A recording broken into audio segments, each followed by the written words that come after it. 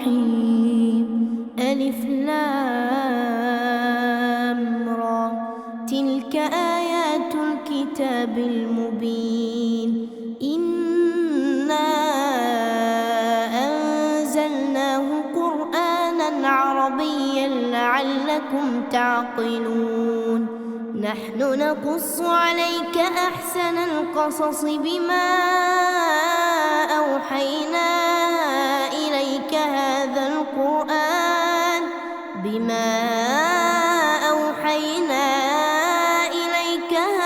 القرآن وإن كنت من قبله لمن الغافلين. إذ قال يوسف لأبيه يا أبت إني رأيت 11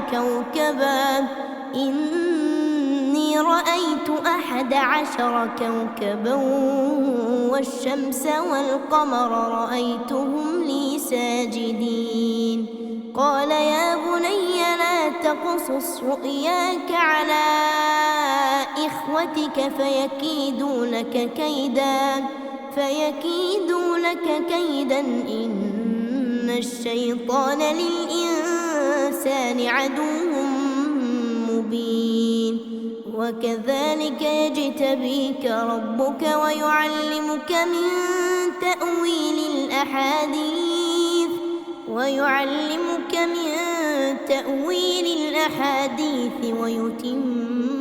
نعمته عليك وعلى آل يعقوب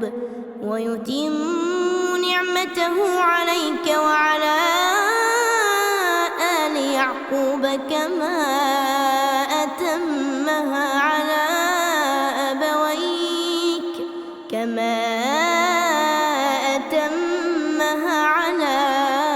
أبويك من قبل إبراهيم وإسحاق إن ربك عليم حكيم. لقد كان في يوسف وإخوته آيات للسائلين.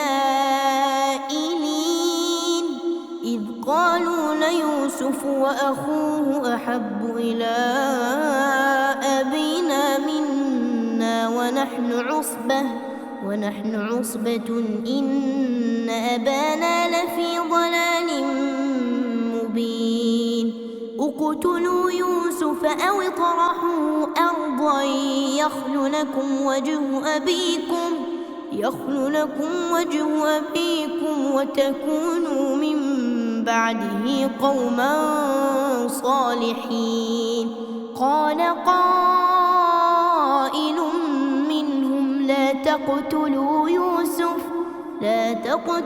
يوسف وألقوه في غيابة الجب يلتقطه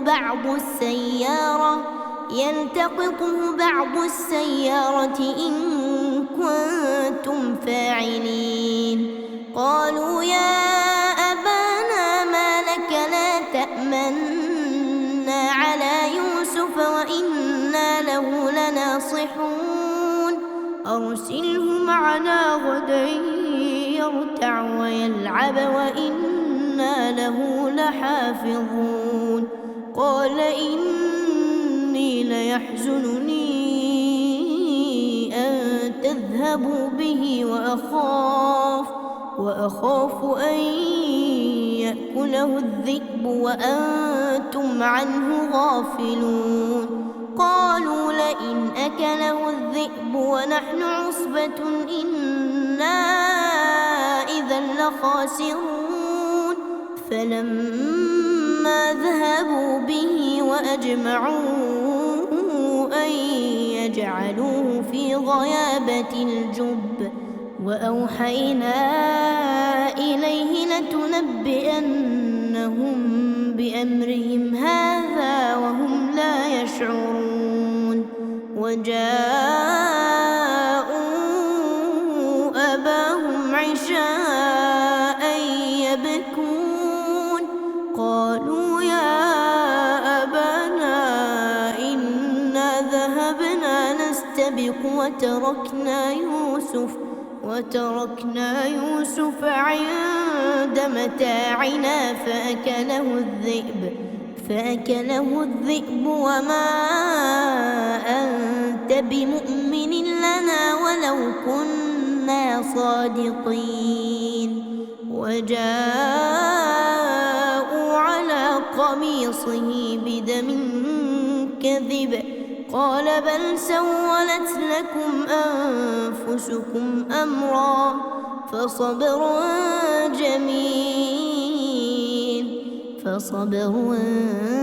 جميل والله المستعان على ما تصفون. وجاءت سيارة فأرسلوا واردهم فأدلى دلوه قال يا بشرى هذا غلام وأسروه بضاعة والله عليم بما يعملون. وشروه بثمن بخس دراهم معدودة وكانوا فيه من الزاهدين.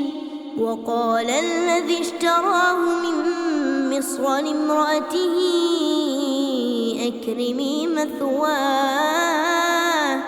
أكرمي مثواه عسى أن ينفعنا أو نتخذه ولدا. وكذلك مكنا ليوسف في الأرض ولنعلمه من تأويل الأحاديث والله غالب على أمره ولكن أكثر الناس لا يعلمون. ولما بلغ أشده آتيناه حكما وعلما وكذلك نجزي المحسنين.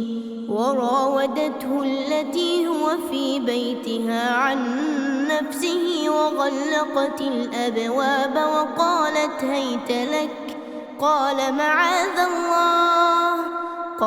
معاذ الله إنه ربي أحسن مثواي إنه لا يفلح الظالمون.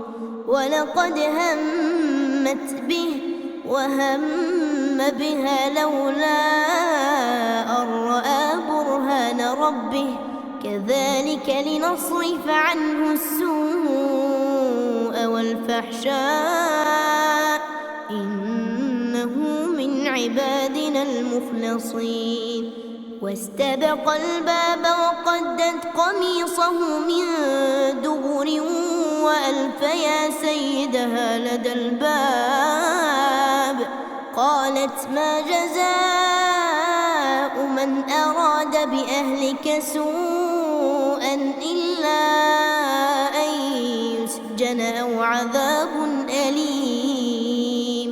قال هي راودتني عن نفسي وشهد شاهد من أهلها إن كان قميصه قد من قبل فصدقت وهو من الكاذبين. وإن كان قميصه قد من دبر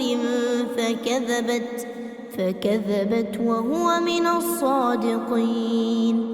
فلما رأى قميصه قد من دبر قال إنه من كيدكن إن كيدكن عظيم.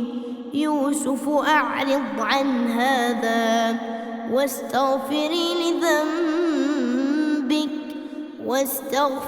لذنبك إنك كنت من الخاطئين.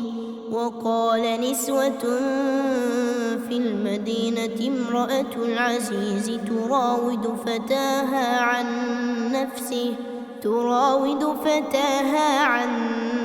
نفسه قد شغفها حبا إنا لنراها في ضلال مبين. فلما سمعت بمكرهن أرسلت إليهن وأعتدت لهن متكئا وآتت كل واحدة منهن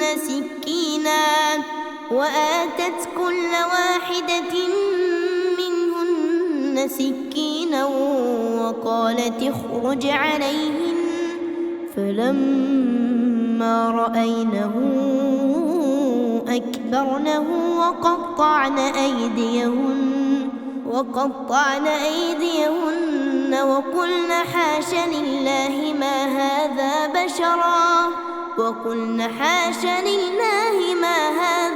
بشرا إن هذا إلا ملك كريم. قالت فذلكن الذي لمتنني فيه ولقد راودته عن نفسه فاستعصم ولئن لم يفعل ما آمره ليسجنن وليكونا من الصاغرين. قال رب السجن أحب إلي مما يدعونني إليه وإلا تصرف عني كيدهن أصب إليهن وأكن من الجاهلين. فاستجاب له ربه فصرف عنه كيدهن إنه هو السميع العليم. ثم بدا لهم من بعد ما رأوا الآيات ليسجننه حتى حين. ودخل معه السجن فتيان قال أحدهما إني أراني أعصر خمرا وقال الآخر إني أراني أحمل فوق رأسي خبزا تأكل الطير منه نبئنا بتأويله إنا نراك من المحسنين. قال لا يأتيكما طعام ترزقانه إلا نبأتكما بتأويله قبل أن يأتيكما ذلكما مما علمني ربي إني تركت ملة قوم لا يؤمنون بالله وهم بالآخرة هم كافرون واتبعت ملة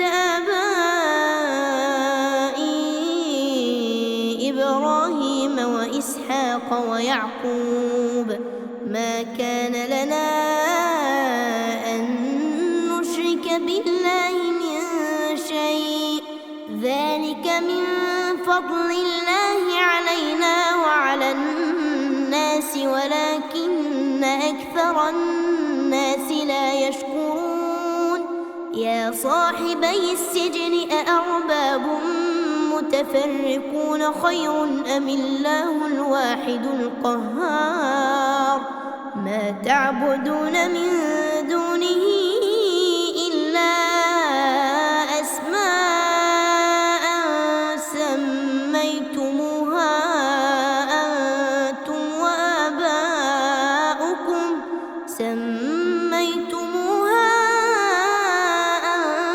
وآباؤكم ما أنزل الله بها من سلطان إن الحكم إلا لله أمر ألا تعبدوا إلا إياه ذلك الدين القيم ولكن أكثر الناس لا يعلمون. يا صاحبي السجن أما أحدكما فيسقي ربه خمرا وأما الآخر فيصلب فتأكل الطير من رأسه قضي الأمر الذي فيه تستفتيان وقال للذي ظن أنه ناج منهما اذكرني عند ربك فأنساه الشيطان ذكر ربه فلبث في السجن 9 سنين وقال الملك إني أرى 7 بقرات سمان يأكلهن 7 عجاف و7 سنبلات خضر وأخر يابسات يا أيها الملأ أفتوني في رؤياي إن كنتم للرؤيا تعبرون قالوا أضغاث أحلام وما نحن بتأويل الأحلام بعالمين وقال الذي نجا منهما وادكر بعد أمة أنا أنبئكم بتأويله فأرسلون يوسف أيها الصديق أفتنا في 7 بقرات سمان يأكلهن 7 عجاف و7 سنبلات خضر وأخر يابسات لعلي أرجع إلى الناس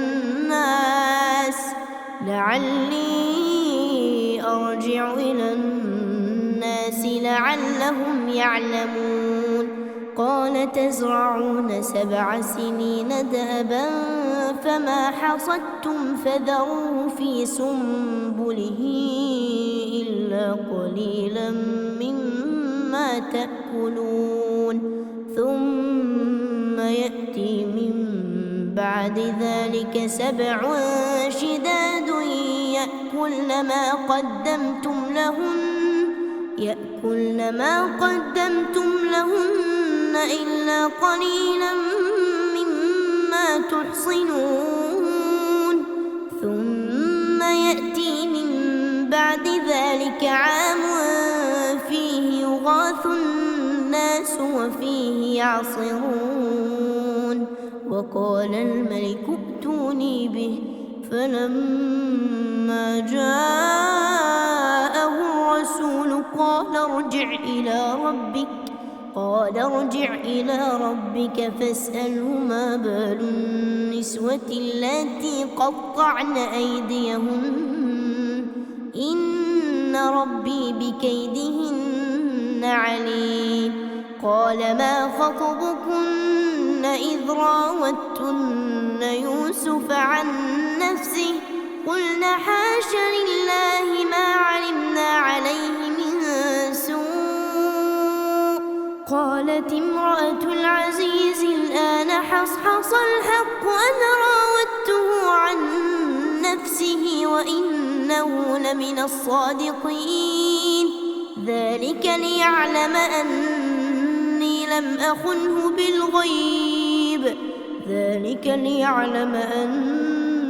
لم أخنه بالغيب وأن الله لا يهدي كيد الخائنين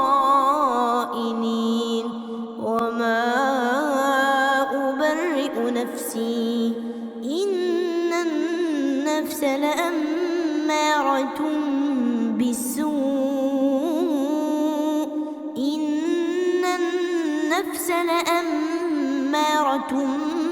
بالسوء إلا ما رحم ربي إن ربي غفور رحيم وقال الملك ائتوني به أستخلصه لنفسي فلما كلمه قال إنك اليوم لدينا مكين أمين قال اجعلني على خزائن الأرض إني حفيظ عليم وكذلك مكنا ليوسف في الأرض يتبوأ منها حيث يشاء نصيب برحمتنا من نشاء ولا نضيع أجر المحسنين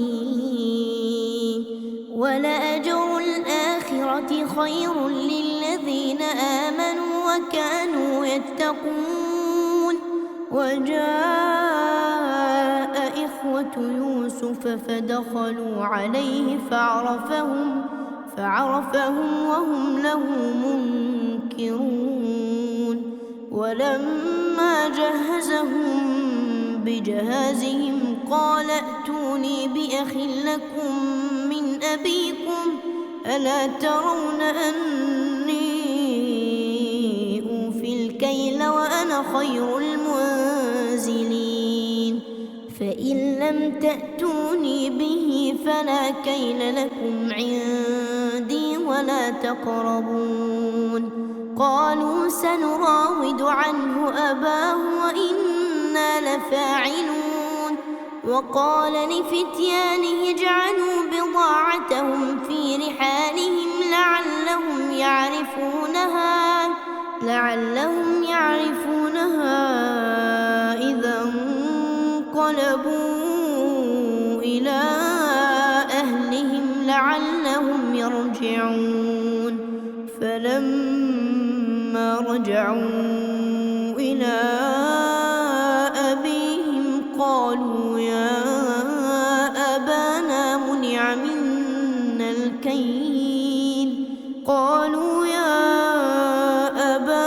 منع منا الكيل فأرسل معنا أخانا نكتل وإنا له لحافظون قال هل آمنكم عليه إلا كما أمنتكم على أخيه من قبل فالله خير حافظا وهو أرحم الراحمين ولما فتحوا متاعهم وجدوا بضاعتهم ردت إليهم قالوا يا أبانا ما نبغي هذه بضاعتنا ردت إلينا ونمير أهلنا ونحفظ أخانا ونزداد كيل بعير ذلك كيل يسير قال لن أرسله معكم حتى تؤتون موثقا من الله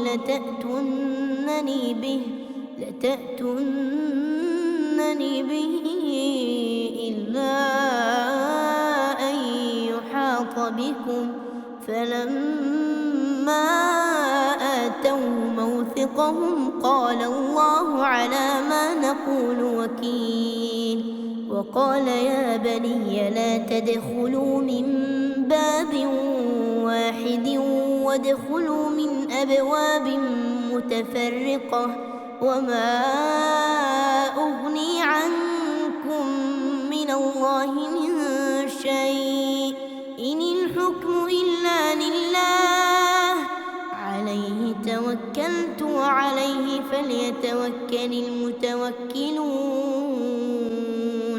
ولما دخلوا من حيث أمرهم أبوهم ما كان يغني عنهم من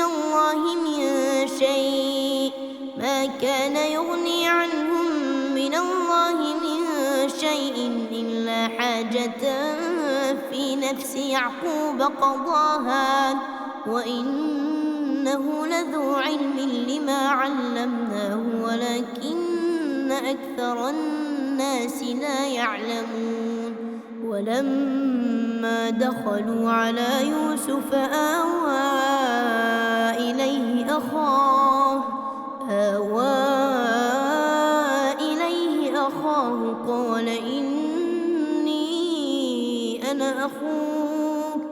قال إني أنا أخوك فلا تبتئس بما كانوا يعملون فلما جهزهم بجهازهم جعل السقاية في رحل أخيه ثم أذن مؤذن أيتها العير إنكم لسارقون قالوا وأقبلوا عليهم ماذا تفقدون قالوا نفقد صواع الملك ولمن جاء به حمل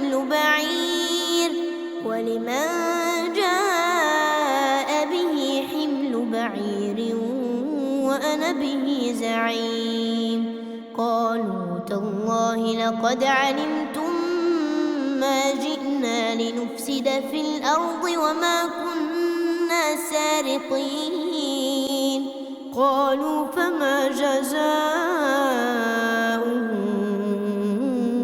إن كنتم كاذبين قالوا جزاؤه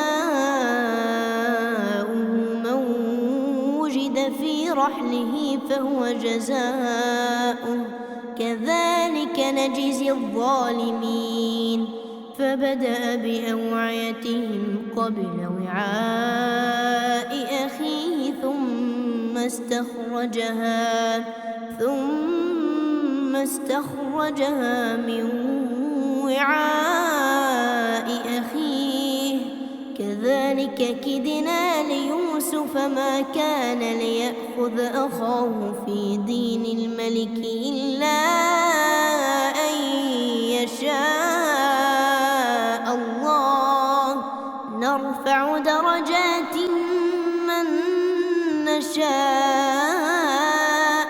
وفوق كل ذي علم عليم قالوا إن يسرق فقد سرق أخ له من قبل فأسرها يوسف في نفسه ولم يبدها لهم قال أنتم شر مكانا والله أعلم بما تصفون قالوا يا أيها العزيز إن له أبا شيخا كبيرا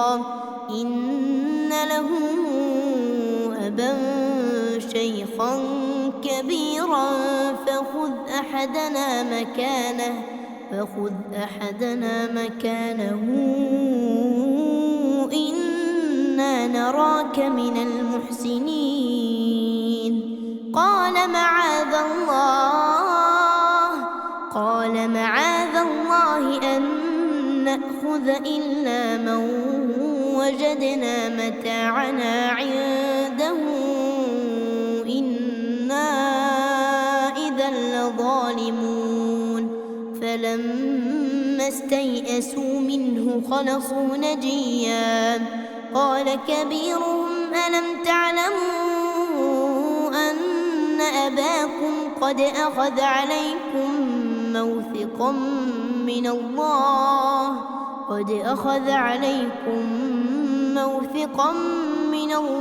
ومن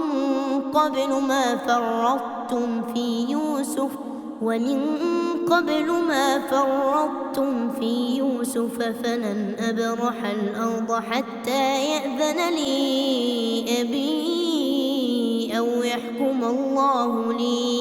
أو يحكم الله لي وهو خير الحاكمين ارجعوا إلى أبيكم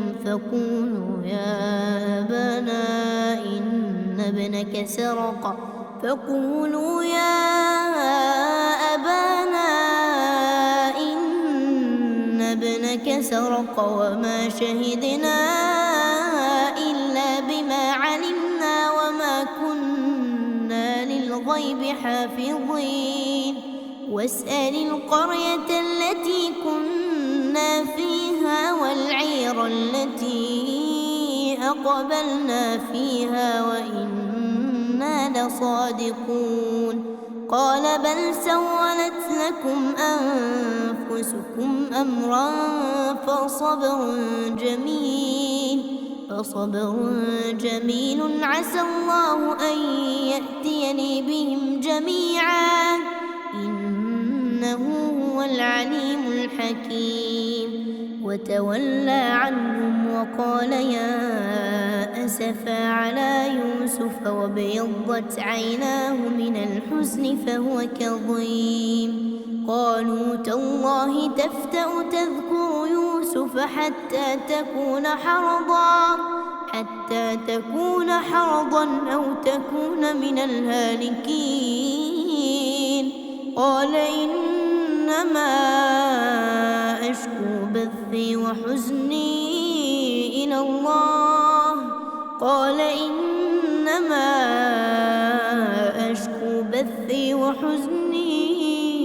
إلى الله وأعلم من الله ما لا تعلمون.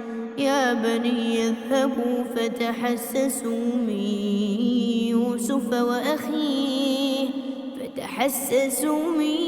يوسف وأخيه ولا تيأسوا من روح الله إنه لا ييأس من روح الله إلا القوم الكافرون. فلما دخلوا عليه قالوا يا أيها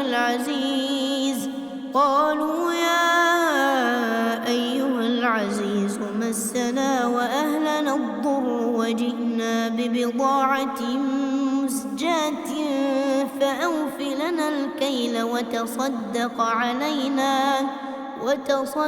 علينا إن الله يجزي المتصدقين. قال هل علمتم ما فعلتم بيوسف وأخيه إذ أنتم جاهلون؟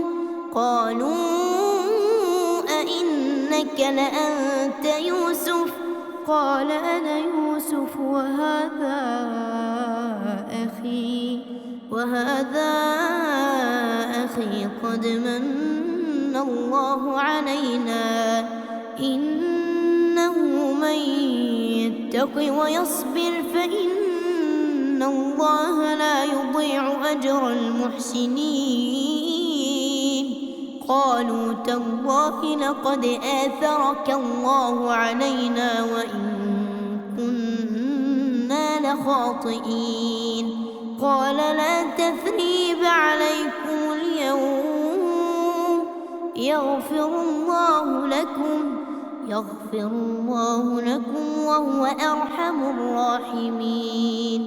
اذهبوا بقميصي هذا فألقوه على وجه أبي يأت بصيرا وأتوني بأهلكم أجمعين. ولما فصلت العير قال أبوهم إني لأجد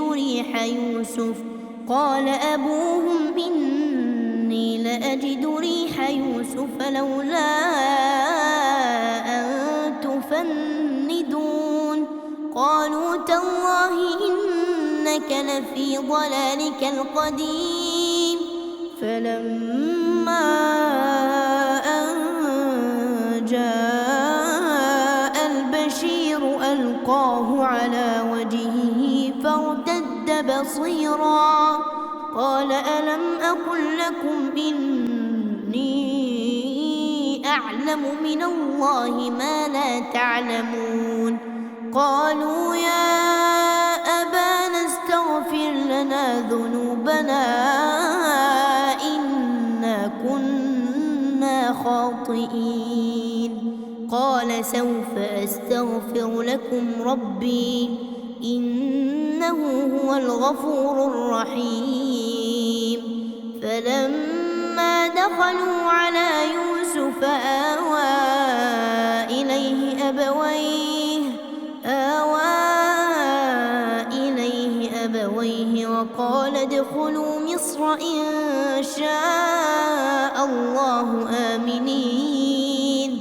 ورفع ورفع أبويه على العرش وخروا له سجدا وقال يا أبت هذا تأويل رؤياي من قبل قد جعلها ربي حقا وقد أحسن بي إذ أخرجني من السجن وجاء بكم من البدو من بعد أن نزغ الشيطان بيني وبين إخوتي إن ربي لطيف لما يشاء إنه هو العليم الحكيم رب قد آتيتني من الملك وعلمتني من تأويل الأحاديث فاطر السماوات والأرض أنت ولي في الدنيا والآخرة توفني مسلما وألحقني بالصالحين ذلك من أنباء الغيب نوحيه إليك وما كنت لديهم إذ أجمعوا أمرهم وهم يمكرون وما أكثر الناس ولو حرصت بمؤمنين وما تسألهم عليه من أجر إن هو إلا ذكر للعالمين وكأين من آية في السماوات والأرض يمرون عليها وهم عنها معرضون وما يؤمن أكثرهم بالله إلا وهم مشركون أفأمنوا أن تأتيهم غاشية من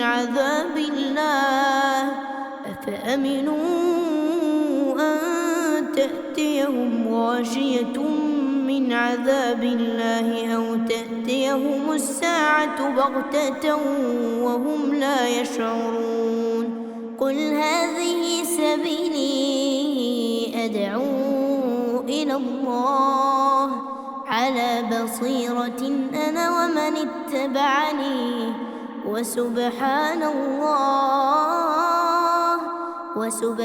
الله وما أنا من المشركين وما أرسلنا من قبلك إلا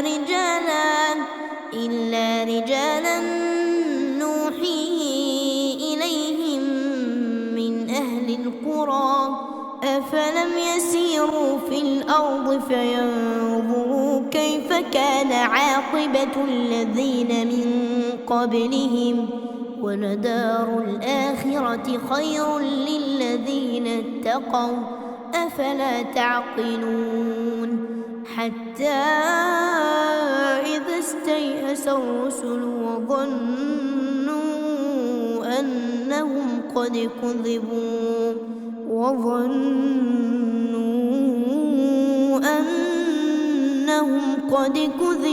جاءهم نصرنا فنجي من نشاء ولا يرد بأسنا عن القوم المجرمين لقد كان في قصصهم عبرة لأولي الألباب ما كان حديثا يفترى ولكن تصديق